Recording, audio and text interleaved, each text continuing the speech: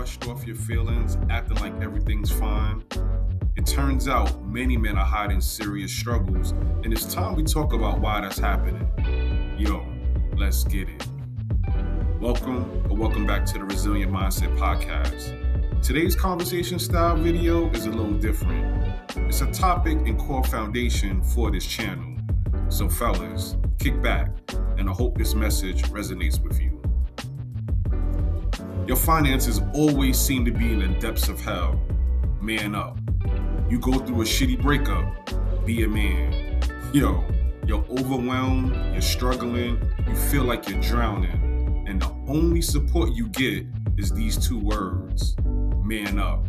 We've all heard them. We've all had them thrown at us when we needed real support the most. Fuck it. I'll say it. Man up is the stupidest advice you can give or receive. Just me? Part of my projection. Hey yo, it's not just unhelpful, it's dismissive and dangerous. So in this video, we're not just going to show why the man up mentality is trash. We're going to build a practical toolkit for a better solution.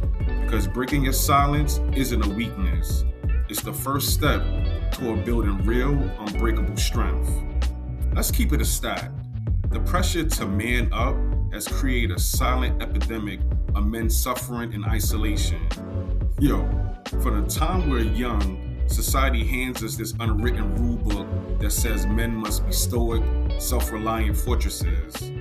Boys don't cry isn't just a saying, it's a script we're taught to follow, and it has low-key devastating consequences. Hey yo, quick tangent. I see so many misinterpretations of the Stoic philosophy. Being stoic doesn't mean being robotic to yourself and the world. In fact, it's the opposite. Stoics believe in 4 core principles. Having self-control. As men, understand the only true power we have is over ourselves. Having virtues.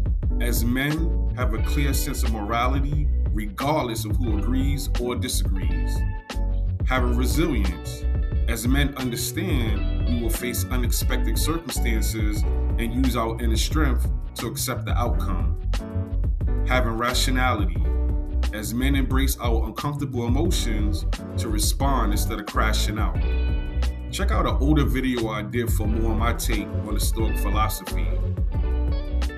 The numbers are super grim. In the United States alone, men self-delete at a rate nearly 4 times higher than women. It's a similar story across the globe, and yet, men are consistently less likely to seek professional help.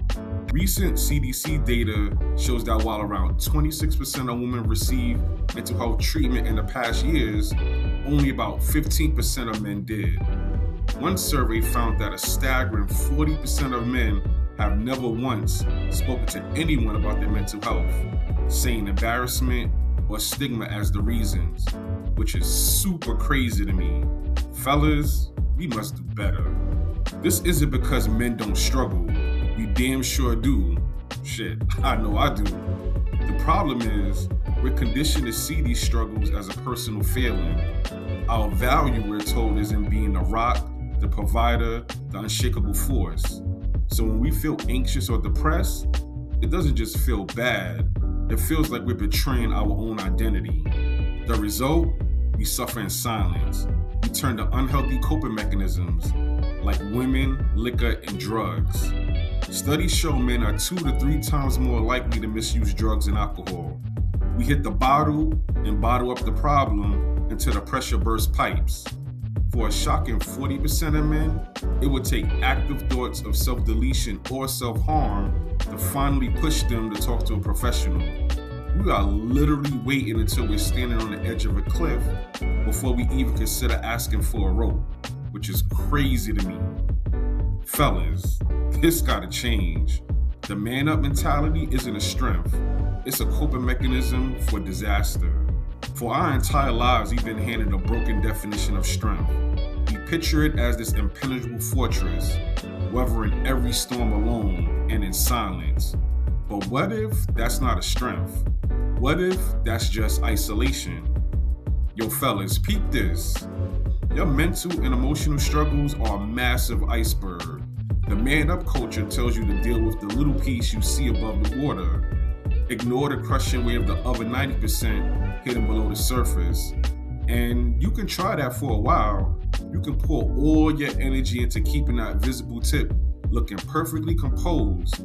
But under the surface, the pressure is building, the ice is cracking, and the whole foundation is unstable. True strength is having the courage to look below the surface. It's the courage to say, yo, this is getting type tough. I need to figure it out.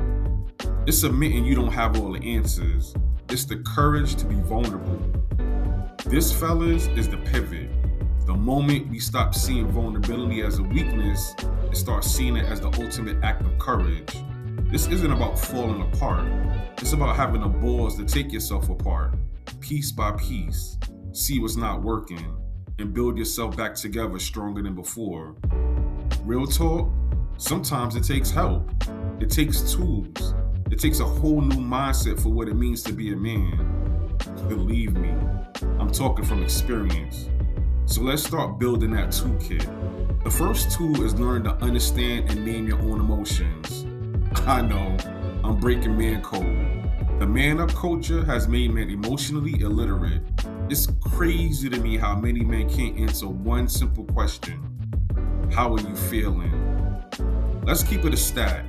We're taught to file our feelings into two basic buckets. I'm good and I. But the human emotional spectrum is super broader than that. Yo, I get it. Talking about our feelings is tough. Fellas, if you can't name what you're feeling, you can't deal with it. It just becomes a tangled knot of stress in your chest. So the first step is to give it a name. At first, this might seem super weird or uncomfortable, but it's a skill. You can learn it. As a matter of fact, wellness check, Ruko. Tap in with how you're feeling right now without using I'm good or okay. Start small. Grab a journal or use a note on your phone. At the end of the day, take 2 minutes and write down 1 or 2 things you felt. No one gotta see it. The goal is to get comfortable identifying emotions beyond good or bad.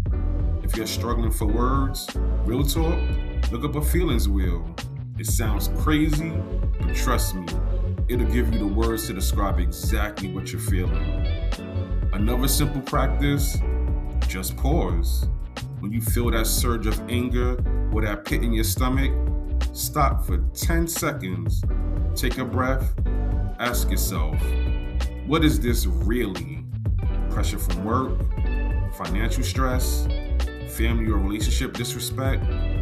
Just by asking the question, you shift from being a passenger on a runaway emotional train to being a conductor, figuring out where the train is going and why. Self-awareness is the foundation of real strength. Isolation is the gasoline on the fire of mental health struggles. The man-up myth thrives when it convinces you that you're the only one going through this. The antidote is connection, and I mean beyond linking dudes to watch sports, game, or party with. I mean intentionally building a network of solid dudes you can be real with. First, you need to vet your circle. There's a saying by motivational speaker Jim Rohn, you are the average of the 5 people you spend the most time with. Think about your homies. Who can you have a real conversation with? A support squad isn't about having a dozen best friends. It might be 1 or 2 dudes who've proven they can have a convo that goes beyond sports, partying, or chicks. Look for the dudes who listen more than they talk. The one who asks how you really doing. If you don't have anyone like that, my God, it's time to build. This starts with taking a small risk. Pick a dude who you think has that potential. The next time y'all chill, test the waters. Drop a small hint of vulnerability. You don't have to trauma dump everything at once. You can start like this. Yo, things have been super stressful lately. You ever feel like that? Bro, things are off with the fam, and I can't front. It's a lot right now. Real talk, I've been out of it lately, feeling super disconnected. Let's be clear, these aren't pleas for help. They're invitations to a deeper conversation. You're giving the other person a chance to meet you there. Hey, yo, you'll find out real quick who's able to have that talk and who isn't. Some dudes might get awkward and change the subject. That's cool. That's data collection. However, others might surprise you. They'll look over and say, yeah, bro, I've been there. And at that moment, the weight on your shoulders gets a little lighter. Anyone who's been following my channel knows I have a bias for using professional help when needed, not just because I'm a counselor. Let's curve a huge myth right now. Therapy is not a sign of failure. If your whip's engine light was on, you wouldn't just car up and try to fix it. You take it to a mechanic, an expert who understands how it works. Yo, your brain is the most complex and important engine on the planet. So why would you treat it with any less respect? I get it. Thinking about therapy can be intimidating. There's the stigma, the course, the time, and the fear of the unknown. But the landscape of mental health support has changed dramatically. A great starting point could be online platforms that offer flexible private sessions from your crib. It can be a low barrier way to test the waters. There are also incredible resources designed specifically for men. A great one is called Man Therapy. It's a website that uses humor and a straightforward, no BS approach to take the stigma out of mental health. No, I'm not sponsored. It was developed with experts to connect men with tools and information in a relatable way. They even have something called an 18-point head inspection to help you get a handle on what you're dealing with. Finding the right therapist is crucial. Studies show that a top reason men drop out of therapy is a poor connection with the therapist. Yo, don't be afraid to shop around. Many offer free initial consultations. Look for someone you feel comfortable with, whether that's a male therapist you think might better understand your experiences, or someone who specializes in what you're dealing with. If you value culture or spirituality, finding a culturally competent therapist who understands your unique challenges isn't just a bonus, it's essential for getting effective care. Listen up, man. For generations, men have been handed a broken compass. The man-up mindset leads to a dead end of isolation, pain, and statistics that we should all find unacceptable. Being a man has absolutely nothing to do with how much you can handle silently. It has everything to do with how honestly you can face your own reality. True strength is the courage to be vulnerable, the wisdom to ask for help, and the guts to know when you don't have to walk through the fire alone. Yo, appreciate you joining the conversation. So here's my challenge to you. Pick one thing from this video and do it this week. Just one. Text that homie. Google the feelings wheel. Go check out mantherapy.org. One small manageable step away from that old broken man up model and toward a new definition of strength. If this resonated with you, consider subscribing and sharing it with a friend or family member who might need to hear it. Let's keep this conversation going. Stay resilient.